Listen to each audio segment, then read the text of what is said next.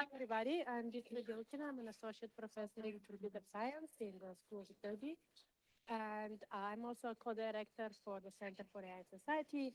Thank you, everybody, for coming. Thank you for all of lots of different conversations. Today, I want to share some of the work that we are doing in the context of conservation, biodiversity conservation.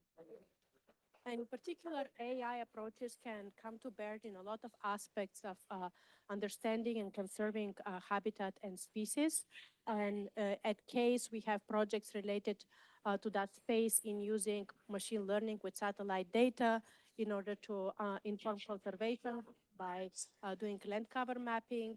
We also have projects that are focusing on using AI to help predict where poachers might place snares in conservation areas, or how wildlife trade traffickers might choose to traffic their already illegally acquired wildlife across airline networks. There's actually a poster today on this, as well as thinking about how we can create scalable machine learning approaches to predict future species distributions under climate change and under dispersal over time. Again, there's a poster on this topic today in the session. But in my small presentation, I want to focus on our work on using optimization and AI to inform conservation planning. How do we target our very limited resources allocated for conserving and restoring land for species in the most effective way possible?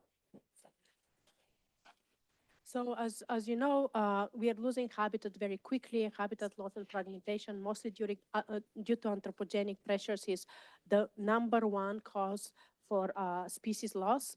And spatial conservation planning algorithms are key to informing agencies and stakeholders about where to conserve the most important pieces in order to facilitate persistence of species.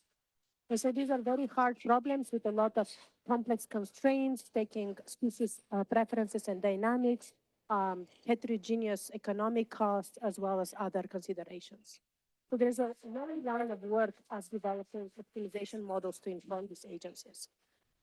But today I want to focus on a project funded by NSF with my collaborators at the University of Tennessee, Knoxville, which tries to go beyond the straightforward conservation planning and really think about institutional hierarchies, how the real world context in which conservation planning is done might inform the way that we design the tools that support that planning. So most of the conservation planning optimization approaches essentially facilitate us looking at which projects or which places we should conserve that collectively offer the greatest improvement in biodiversity outcomes while considering costs and budgets and other constraints. And such models are applied more and more in practice, which is great because they're data-driven, large scale, and more scalable to facilitate what-if analysis and cost-benefit analysis. For example, right now under the 30 by 30 initiative, there's a lot of this kind of optimization for conservation used in order to inform those goals. But largely, these approaches ignore institutional or government structure, in a sense that often we don't have the means to directly choose conservation actions across large spaces. In fact, just thinking about a single planner over a whole region or multiple independent planners like state governments, and then acting simultaneously and then just combining those decisions together in larger plans is quite myopic. In fact, most of conservation is done under collaborative governance structure where we have layers of interacting conservation actors. For example, they might have related, connected, but different priorities, and they might be acting over different spatial scales and having different kind of instruments, different kind of decisions they can make over that decision space.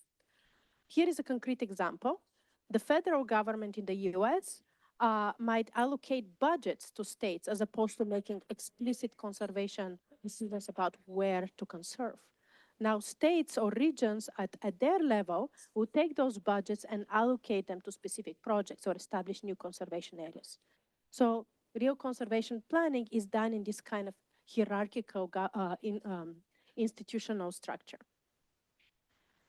So, and that's true exactly of how funds are allocated in the US.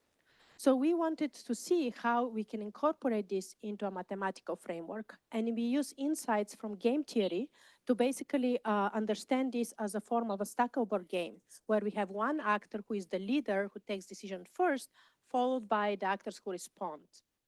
In our context, we have the leader who is the government, whose decisions are budgets, making decisions in the context of states making their own decisions with these budgets to conserve land.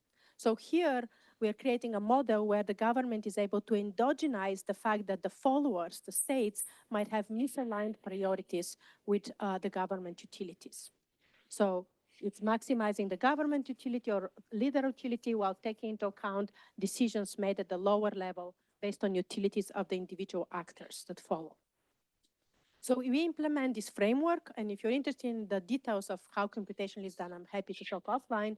In the context of federal government in the US, allocating budgets to states and states deciding for particular counties using the ESA listed species as the federal utility and the local state level wildlife action plans as the priorities of the followers.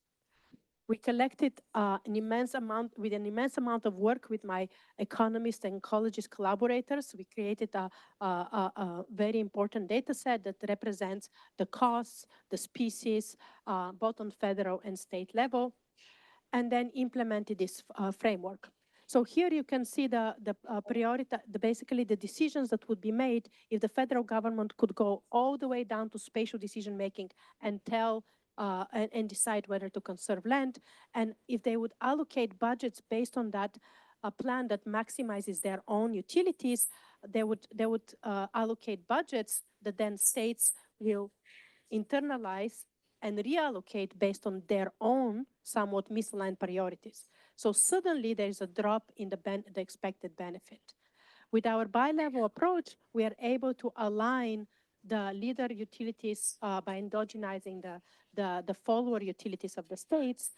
And I'll skip the slides because I'm running out of time of explaining why. But basically, we characterize the fact that institutional hierarchies might cost up to 24% if they are ignored in decision making. And by taking into account more complex models like the one we are proposing that have bi-level optimization and stackable game considerations, we're able to recuperate at least 1/3 of those misalignment costs. So we are hoping that this is going to inform future conservation planning at the federal and state level. So with that, thank you very much.